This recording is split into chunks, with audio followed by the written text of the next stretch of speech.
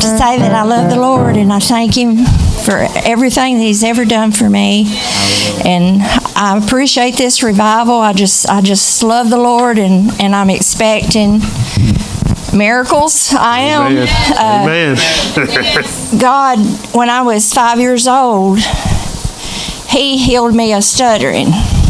My grandpa, he didn't believe in God, And Mama and them would tell me, just take it easy, just take your time and try to talk. And I would I couldn't, And my mom called Oral Roberts, and they prayed for me, and God healed me.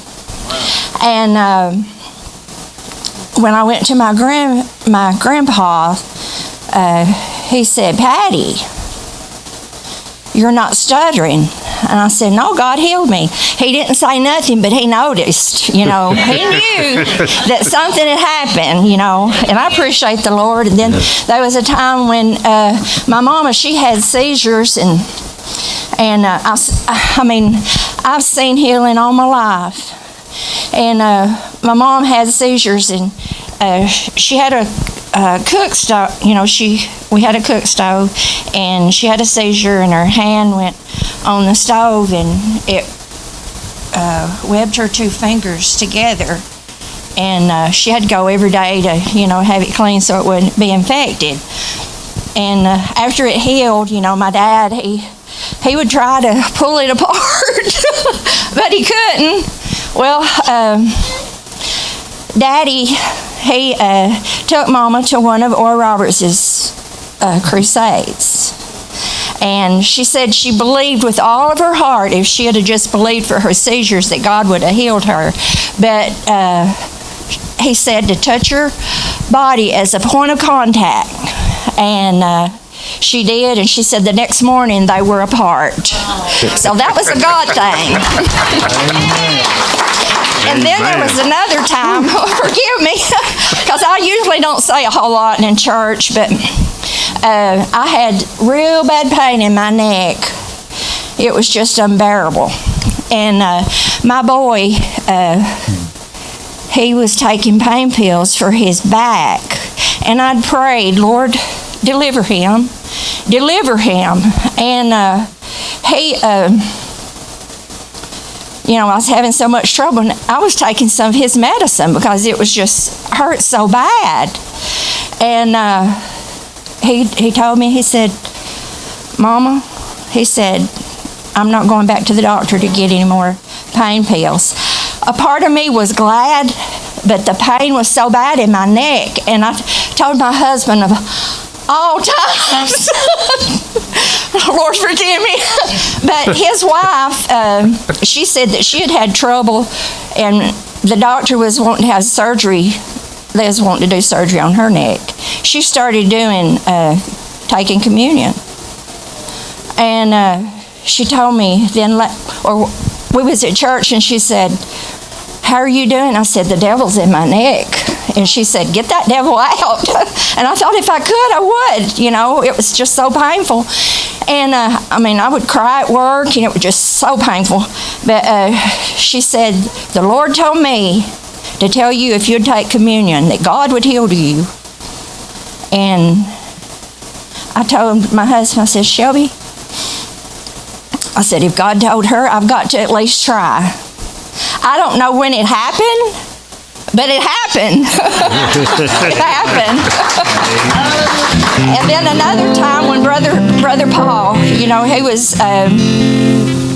in the tent revival, and I don't know, it may not be nice to say, but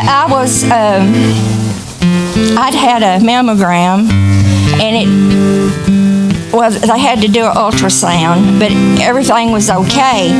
But see, my husband, he's in a wheelchair, and he had fell and just hit me, and it hurt for the longest. But one morning I was in bed, and it was just like the pain was just so bad.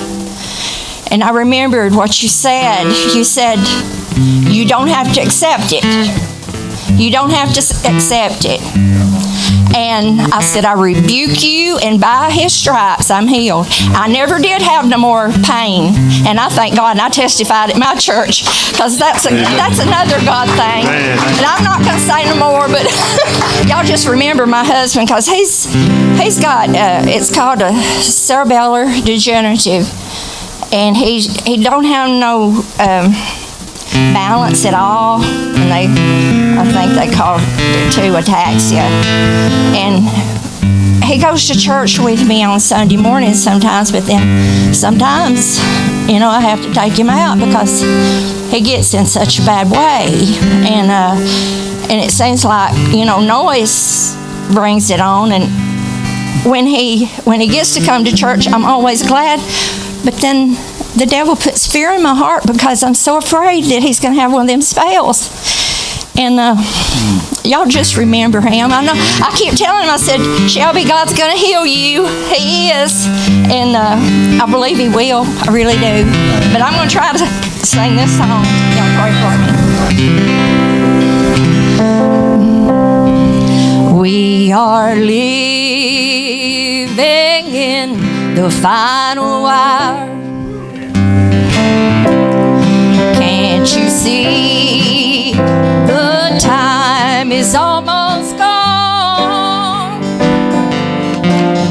There's a field of golden grain just lying there on the ground, and there's so much work to be done.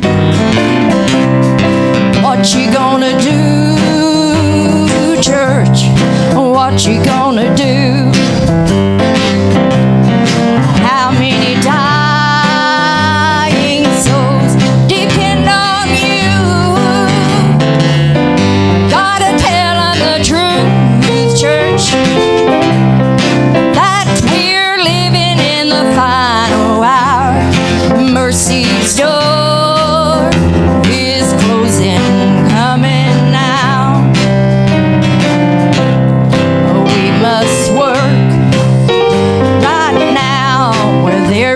Light. It's so plain to see the sun is going down. So today while time remains and the blood still flows from the north and the south and the east and the west spring wind, what you gonna do, church? What you gonna do? How many dying souls depend on you? Gotta tell them the truth, church, that we're living in the final hour. Mercy's door is closing, coming now. Gotta tell them about Jesus. Tell him about the Lord. He's the only way. He's the only door. Gotta tell them the truth, church, that we're living the final hour. Mercy's door is closing, coming now. Gotta tell them about Jesus. Tell them about the Lord. He's the only way. He's the only door. Gotta tell them the truth, church, that we're living in the final hour. Mercy's door is closing, coming now. Well, what you gonna do, church? Oh, what you gonna do?